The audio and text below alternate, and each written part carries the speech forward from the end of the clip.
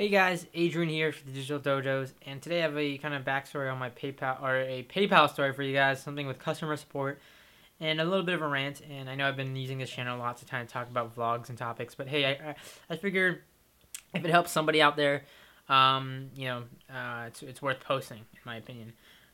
So today I want to talk a little bit about tech support and some tips or support customer support hotlines in general, and mainly talk about my backstory with PayPal and kind of compress it here for you guys because I just got off the phone. I've been on phone with PayPal support for about 2 hours now.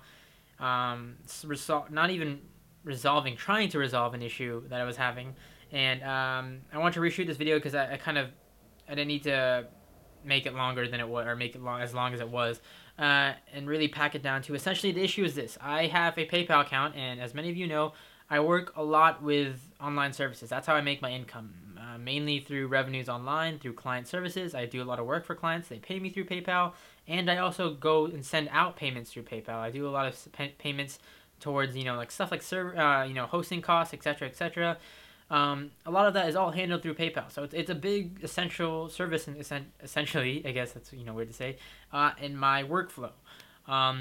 And I had to call the support because I was having an issue, and the issue being that I have a PayPal Japan account that I signed up prior to being 18, which you're allowed to do. There's some legalities around that, but essentially, if you have like verified checking, etc., you can have a PayPal account before you're 18, or if it's like monitored by a parent or something.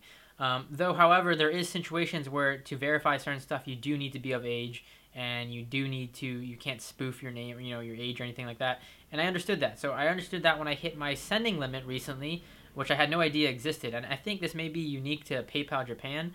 But essentially, I was trying to send out a big transaction, and I hit a limit of you can't cumulative limit. You can't send like 10,000. It's in yen, but essentially it's $10,000 out through PayPal. It was like a sending limit I reached, and with this last transaction I did, it said that I couldn't send any more money out of PayPal. And that meant I couldn't buy stuff via PayPal. I couldn't send out money to people that I need to pay, like who do work for me or freelancing work. It gave me like a limit. It said I had like originally like $75, and now it's down to like $30 again, which is nowhere near enough to send out when I need to pay people, when I need to pay costs of hosting websites, etc. So this is a big issue for me. So one, I waited till I was 18, which was recently January 4th, my birthday, to make sure everything was in order and I can get all the right documents and I can present my age, etc. And that I was the appropriate age for a situation like this. You do have to be at least 18 in the U.S. I sent that information along. They took them for a while, and I got no feedback on it. So this comes to me calling PayPal support. So speeding it up here, I call PayPal support US, and they can't find the documents at first. I was just calling to verify that they had received the documents because PayPal.com wasn't showing me that they had. They couldn't find it. I get bumped up and around, different levels of people, and finally a specialist is able to tell me, yes, we have the documents. He apologized for the long wait. And he said that he has no jurisdiction over my account, however, since it's set up in Japan. Even though I'm technically a U.S. citizen, I'm overseas, my account was set up under a PayPal Japan account, so it has to be lifted via, PayPal Japan. So I have to call PayPal Japan department. He connects me to them. The only issue, I didn't call them in the first place, again, that language barrier. They do have an English-speaking line, but at first I couldn't find it, of course. So I get connected to English-speaking line, which again is it's nothing on the representative side. Their English isn't the best, and the same with, obviously, I speak no Japanese, so there's a communication barrier to begin with. But finally, the issue with this lady I had was that she says that the documents weren't submitted at all, and she tells me that I have to resubmit them. At this point, I'm not angry with her, but the whole situation. They lost documents that are very key sensitive, photo ID, passport, etc. And I tell her to recheck, and she rechecks, and she finally, 20 minutes later, she finds them. She apologizes, and then she tells me that the law in Japan has recently changed, however, that you have to be 20 years of age in Japan to lift this limit, essentially, and that applies to Japanese citizens. But I'm trying to explain to her that I'm a U.S. citizen. I'm just under a PayPal Japan account because I'm stationed over here, and she says this thing still applies to me. So at this point, I hang up. I have to call PayPal US and sort all of this out. It is really a big rigmarole at this point. I get bumped up to a supervisor at PayPal who tells me, he understands the situation. He apologizes, and he says, hey, I understand that you've used the service for a while, and you just want to get this sorted out. And essentially, I asked him, is there any way I can make a new U.S. account and get my funds transferred over? So he tells me to make a new account. I recently just signed up for a new business account under PayPal under the U.S. account using a different email that I gave him, and he's gonna contact me tomorrow on information. Even though that there's a dispute with my Japan account with the sending limit, he's gonna see if they can manually transfer over my PayPal funds in my account, my old account, to this new account. So hopefully everything is said and done and will work out. Again, I can't vouch, I can't guarantee. He couldn't even guarantee that he can get all the money over, but. Again, he said he'll do his best, and he said it's in this situation it's more likely that they'll be able to, because again, I'm a U.S. citizen, that this Japanese law shouldn't apply to me. So in the end of all that story, it was a big rigmarole, and it was a big issue essentially with a company like PayPal to lose my documents, and I had to jump around. But I understood, and something that I want to extend out to you guys of dealing with support. It's not always the representative's fault, so I try not to get mad with the representative. They're doing their job.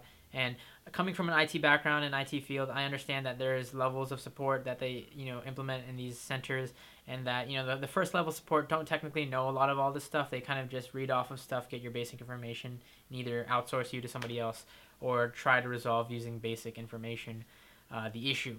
So when it comes to stuff like that, if you know what you're talking about, like in cases where I talked to the supervisor, I asked to kind of speak to a higher level person because I knew where I need to be routed.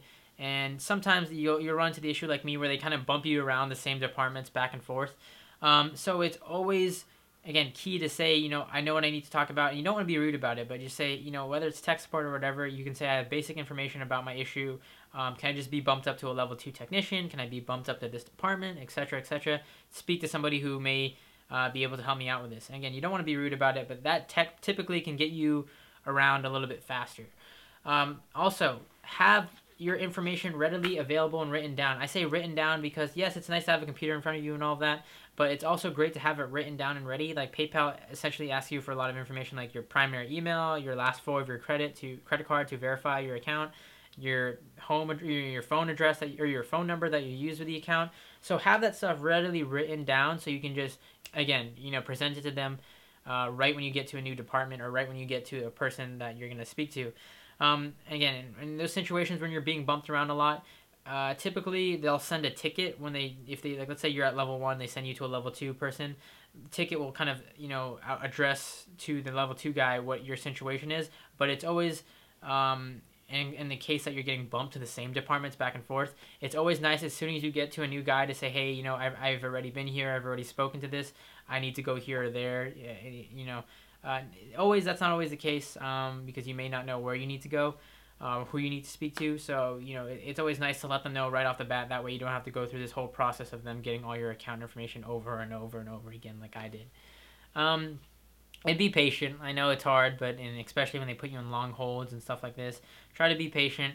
And again, in this case, sometimes the technician, or not the technician, but the support doesn't always know that has the right answer. So they thought I lost my documents. Essentially, they told me that I had to resubmit documents, and I knew that was false. I knew I sent these documents, and this upset me because these are really, really sensitive documents. Again, for a big company like PayPal to lose digital documents at first, it's beyond me. But I had to restate that to them. I had to reemphasize that, no, I sent these documents. You need to verify, and eventually they found them.